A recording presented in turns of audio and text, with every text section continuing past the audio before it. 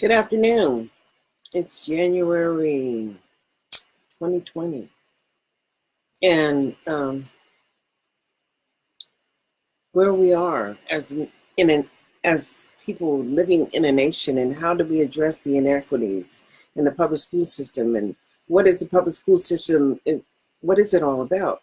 I feel that, a lot of us as people or American citizens don't really understand what's happened over time. But what's happened over time is the sheer inability to address the inequity in the public education system. I remember back when I first became public school system and understood, what was going to be a requirement of me just because I had a child. But there are so many people that get to avoid this whole piece because they don't have children. But understand, just because you don't have children doesn't excuse you from the oversight process of the tax allocations that are allocated back to your local community to address the area of need.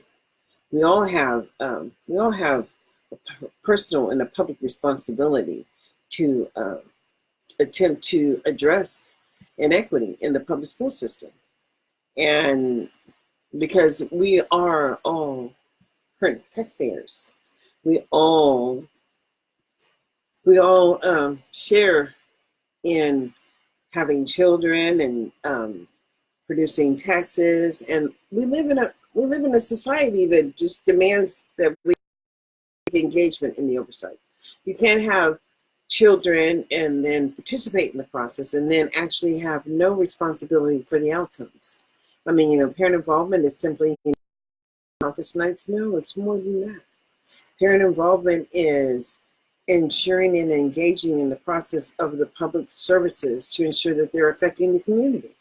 As it stands now, we have far too many homeless people, far too many people who are needy and dependent on the system.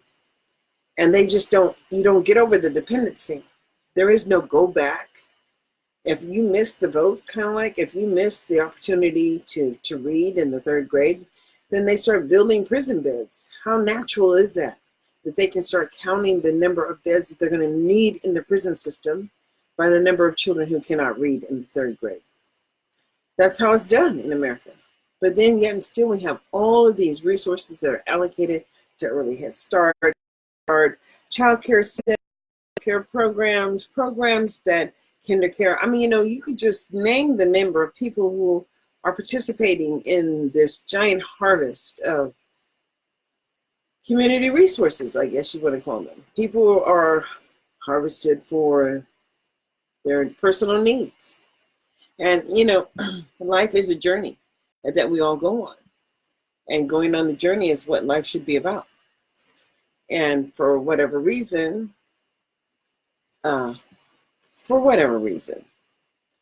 it's just not being successful. And so we have to talk about that. We have to talk about what's happened over time and what's not happening today.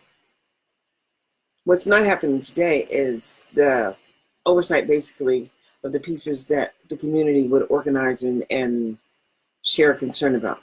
Because school site councils and public organizations, they really don't do the outreach that they should be doing to ensure that we have the proper type of community engagement. I think they fear a lot of community engagement because it puts more pressure on them to do or to produce in certain areas based on the people who actually show up. And so they're getting the benefit. And for the folks who are not showing up, well, they're not getting a whole lot. And that's why there can be programs like Everett Kimball and Cesar Chavez in Sacramento. Just think about that. It's one city block, and it has a K3 and a 4-6. And in the K3, they can have upwards of 800 children on one city block. And then they can have more than one, they can have in the 4-6. And so at one time, that school site on 29th and Meadowview could have upwards of 1,500 kids. And all of those children live in that neighborhood. So let's start looking at the apartment complexes all down 29th Street and all down Meadowview. And all those poor children are in that one school. And inside that school, they have a baccalaureate program, a bilingual program. And that program inside Edward Kimball and Cesar Chavez is a specialty program. Well, you have to apply for that program through open enrollment. And so, but the number of kids who come in through open enrollment at that school site manage to maintain school site. And so the API is maintained, and children who are at, Edward Kimball Cesar Chavez program are getting, great support.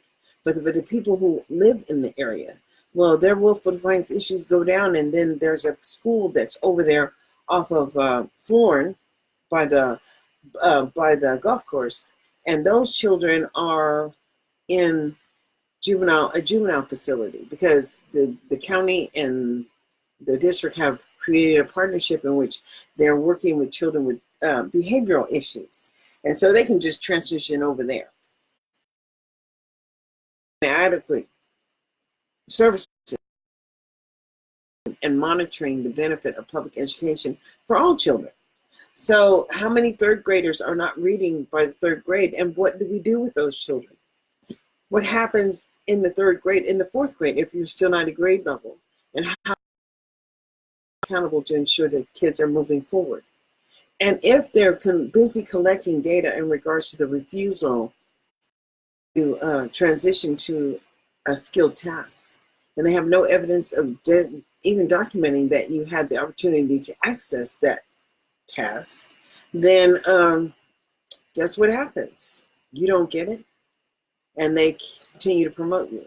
That's why, today we have so many ninth graders who are at high school level who are not getting credits. And by the 12th grade, they don't have enough credits to graduate. And so then they just kind of like go off in the community. But what I found out was why I'm here. The reason I'm here today is because I have worked with a family and children who were entitled to special education. And these children were entitled to the services. Went back to the IEP meetings. The IEP meetings started to evolve, like a teacher would bring a teacher report, and the report would say that the student refused to do the work, and that would be the end of it. That is the offer of faith that you get today in Sacramento City Unified School District. The offer of faith is the curriculum that's supposedly geared to your age, and you're supposed to access it. That's the offer of faith. That's it. It's no more than that. And so when you have that as the offer of faith, and that's all you're having, and you can't access it because you can't do the work, then it all is on you, regardless if you were ever prepared to do the work in the first place. It's like dropping fifth graders into the ninth grade and then giving them assignments and saying that's what you're going to be expected to do. But if you cannot do the work, then you get an F. And that F goes down on your report card, and you get no credits, but you get promoted to the next grade. So here you are, a 10th grader with no credits, and you're still in the 10th grade. And you're getting D's and C's because you're below grade level. And let's just accept the fact that we don't know how many African-American students in and how that affects them in the public school system. Because below grade level means that you never reach the basic level of proficiency. You can't be at the 9th grade and you can't be at the 8th grade, but you are still that same age. And they still promote you with progress. So here you are, a 12th grader. You never passed the KC because they ended the KC. So California's not doing well in the high school exit exams. So get rid of that. So they got rid of the high school exit exam, and now we don't have nothing. And it was only at the 8th grade level. But for the Black community, that was huge because that meant that they didn't even have to demonstrate that they made a basic level of proficiency for you. No matter how many years you're in the public school system, they don't have to demonstrate that they ever gave you anything. But the laws around compulsory education demand that you are in the house and in the seat. And if you're not ready to work, well, it's kind of like on you. If you can't do the work, it's kind of like on you. If you can't read, it's on you. And it's just your problem. Sounds kind of personal to me. because the law still says that you have to be there. And if you choose not to be there and you start cutting school, then we can put your mama in jail.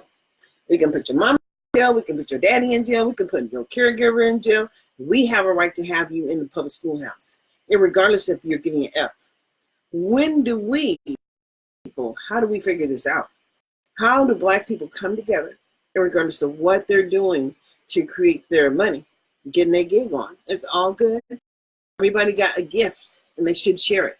But how do we come together and start talking about what's really going on in America? It's across America. It's just rampant when we start thinking about it. So when we start thinking about how they will shoot down our people like they're animals, but they will give a bear or a lion an opportunity to have a tranquilizer. But a Black person, they will kill him immediately, kill him on the spot. You got no opportunity for life because you're shot. But they can save a bear, they can save a wild dog, but they can't save you. I don't know where we are anymore. We are here in America as first citizens. We were actually gifted the right of citizenship because they had enslaved us. So they had to give us something. So that's what we got. We got citizenship. And I'm talking about how we exercise the citizenship values if we say we don't vote. Honey, that's all you got. We were gave you a journey. And during this journey, you learned a lot of skills. So how can we share those skills and ensure that somebody else doesn't have to make the same mistakes as we did and keep it moving? But we have to be there together to start having conversations about what's really going on. Why do we have a sheriff like Scott Jones in Sacramento County? And why is he managing people? Why is it that you can't file a complaint against internal affairs or whatever without having your car shut off in the middle of the street? Because they can do that in the middle of the night. They can do so many things and they think that they're super gods. But guess what? We've given them the power to think that they are super gods because they have power and you're not supposed to know it. You're just supposed to be stupid. So let's just pretend to be stupid. But as we're being stupid, let's find out why it is being allowed that children are being forced to attend a compulsory education system in which compliance is all about everything. And they're still able to get a letter grade of F. That means you failed to thrive. Failure to thrive is everything. You just failed miserably. That meant that there was no intent to do anything. They're getting the outcomes, I believe, that they initially are investing in. They're getting to continue to oversee us. I don't think that the plantations really went away at all. We still have the overseas. We still have the house Negro. And then we still have the field Negroes still out there trying to run. And we're still trying to figure it out.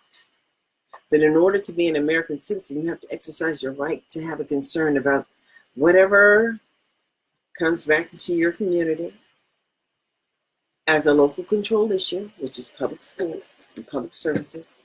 And, you know, that homelessness, what they need, Sacramento Housing and Redevelopment. I guess they have a Las Vegas Housing and Redevelopment Agency. Every city across the nation has the same resources, basically, because this is America. This is what ties us together. We have all of the same resources, and they're supposed to operate in the same manner. But for some reason here in Clark County, they don't have an Office of Civil Rights that oversees the public education system. And I guess they have a county office of education, but I really have not been able to find that. They have a education, they have a Nevada Department of Ed, but they produce all of these documents that talk about what they're unable to do. I mean, what the inability to achieve, how they can't get the work done. They don't feel that they have to do the work. How, quite frankly, it's your personal responsibility to ensure that you benefit. And if you're not out there ensuring that you're benefiting, then you get nothing.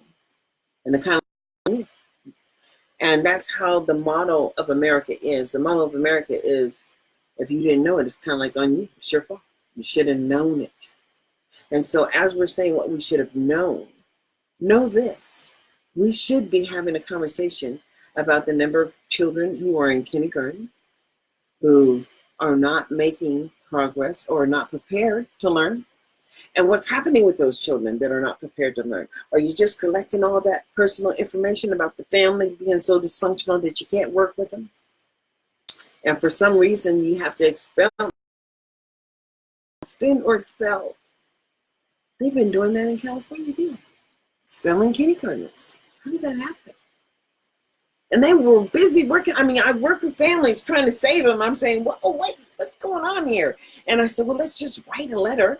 Let's write a letter and get the kid assessed. So we need to determine what's going on here because, you know, public schools, they have, but they get to also use those public monies. Families get to use those public monies to assess the needs of their children. And if the district's unwilling to do it, then you can write to have your, you know, county office or your state agency or whoever and request that they assess your children needed services, because under IDEA 2004, kids have a right to have the services measurable, monitored, and maintaining, you know, quality service, something that you can talk about that's meaningful and benefits you and your children. And they have all kinds of agencies that they partner with outside of the public school system to ensure that we're providing these quality services. And I know that because my child got a part of the outside, you know, agencies that were providing speech and language development and you know, OT. We had OT, we had speech and language, we had social skills, we had all of these, you know, additional services. But guess what? That made a whole human being in the end. My son is very intelligent, and that's what we're striving for, a level of intelligence so that people can ensure that these children can access the system. We have so many gifted Black people, and we have so many limited opportunities. But if your children are not having access to basic skills, and there's no accountability for 12 years of investment, and then they feel that in the end, when they didn't give your child exactly what they needed, it's okay for them to just transition them to the juvenile hall. That's what happened. I'm skipping all over the place, but I'm just so pissed off because the family I was trying to work with, we had been working with this family for the last 4 years. And with the inability to make measurable, monitorable, you know, measurable gains in the basic support structure for the students. Nothing just changed, nothing. Every time, I don't even understand why we had meetings for the teachers to bring these reports that said nothing about how the student was supposed to access the curriculum, or never mention how the student was supposed to benefit. Nothing. And then right there, before the student turns 18, to come get the kid and put him in jail. Without having a manifestation hearing, without having an IEP meeting that year, without having any of the services that special education brings. And I can say that all of the additional services that should be measurable and monitorable, you know, to the student, should benefit the student, we didn't have access to do any of that. These were just always ended in a stalemate about the district denying that the student, they felt the student, they had a responsibility to provide that certain to the student, and the student not making any measurable gains, and the student being promoted, and the teacher giving reports as to the student not having the ability to complete the work. And because the student didn't do the work, then you know what? I can say the student didn't do the work because the student couldn't do 12th grade work.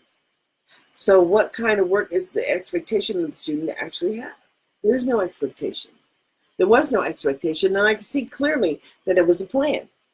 It was a plan, and I could see clearly that the district has made a conscious thought about how they get rid of students who are not at grade level. They can just have them come in, get them, and arrest them, and take them over to the juvenile hall, and then that wipes the slate clean for them. They have no personal responsibility. It's just over. The parent didn't get to have a exit IEP. They didn't get to have no transitional services in the IEP. They didn't get to have no vocational education plan. They didn't get to have no nothing. All they got was a list. That was the reason why we went to the Office of Administrative Hearings and won. What we won in the OAH was the ability to have the student have a functional behavior assessment and a functional behavior plan. And for whatever reason, in the 4 years that we did that, we didn't have no services, nothing. But for them to wipe the slate clean for themselves, to end the services responsibility for the student who was a Kennedy High School student, who is now the responsibility of the County Office of Education, I guess, because they went directly to jail. Now, this is a monopoly game. They stepped on the community chest and they said they had to go directly to jail. Don't collect $200. Don't pass it out. Go directly to jail. Now, they didn't stay in public for public services in the school district for the whole time. And we have so many Black children who are enrolled in the same educational for the whole time, 12 years. But for whatever reason, they're not at grade level. They can't read. They can't do the work. And for whatever reason, someone feels entitled to give them the letter grade of F. Now, how would that instructor or that teacher feel if they got no paycheck at the end of the year? That would mean something to them, right? Perhaps we could change something. But we can't change nothing as long as people get to go on vacation to China and Europe and Spain and Greece and Italy for the summer and have 3 months of vacation. And then they get lifetime benefits for educating people that they're not educating. What the hell is this? This is, a country. I can't say company, I say country. Correctly, because communication is everything. So I have to ask the question again. The question is, where do we live where people can pay themselves for 12 years or more and you get no benefit? Absolutely not. Well, that's called America. And what is the offer of fate? Well, I don't believe there is one. And because realistically, there is no offer of fate. There is no free and appropriate public education that you can't measure, monitor, and believe that it's making a difference in your community. The only things happening in the community, and every now and then we get a very gifted Black person, and we are gifted and Black and beautiful. That's what I say about myself. And I understand me when I know who I am. And I know that I have lived this life. And I know that the system does work. It only works if you utilize it. The system works, but you have to read the rules. The system works, but you have to play the game. And if you don't play the game, you get nothing. People will do you any kind of way they choose to do you simply because they can. If you don't know the rules, then what do you expect? Because you're not, I say all the time, where's my team? Because if we're in a race, I want to be on the right team. And for the right team, when I look at Black people, I want to know where the Black people's teams is. Not the immigrants that are coming over here from the other countries. They don't have the same issues as we do. And they understand that it's a value to the system when they come here. And just like in Clark County, I would say if you have a basic level of skills when you come here, you can access the system and do very well. But this is not a place where you have a need for basic level skills because you're not included. There's no inclusion because they don't measure the ability for them to be effective, all children. And they're not measuring and monitoring what they're doing for the different subgroups prior to let's see, people are born. We all get birth is real. Women have children. And when you have those children, you have to think about, well, what will happen for my children? And then you try and follow the rules. And the rules say that you must put your children in public school. Well, there are different ages, there are different opportunities, but there's opportunity for life. And so the earlier you start, the better off you are. And it's about accessing the system early, and so that you can change and define where you'll have the ability to go. And I realized that when I had my son, and they said he was epileptic, that he had epilepsy, and in a language, he was language deficient because he really didn't talk. And when he was born, and not even till he was 3 or 4, he still didn't talk. But he did communicate. I knew exactly what he wanted, and I knew exactly that he had the level of intelligence to learn. And so that's why I constantly sought what we're going to do next and how I'm going to affect support for him as my son. And he's just gifted and talented. All my children are, and just loving them all. Today's my son's birthday. Shaka is out there in Atlanta, and he is working with the restaurant Loving It Live. And I'm gotta go find the link for the restaurant, but it's a vegan restaurant, and he's done a cookbook for the restaurant, and he's just so super talented. And sometimes I think that we don't understand our personal gifts, but when we have our gifts and we understand how to empower ourselves, then we can make a living and we can make a life this way. But we really have to value all as individuals, because this is all we have.